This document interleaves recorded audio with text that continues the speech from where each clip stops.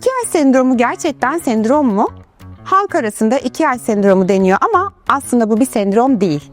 Bu dönem beynin en hızlı geliştiği dönemdir. Çocuk duygularını düzenlemeyi yeni öğrenir. Bu yüzden hayır demesi, bağırması, itiraz etmesi hepsi gelişiminin doğal bir parçasıdır. Bu süreçte en büyük tetikleyiciler açlık, yorgunluk ve fazla uyarılmadır. Ve en sık yapılan ebeveyn hatası inatlaşmaktır. Bu dönem geçicidir ama doğru yönetildiğinde çocuğun duygusal gelişimine çok katkı sağlar. Herkese sağlık.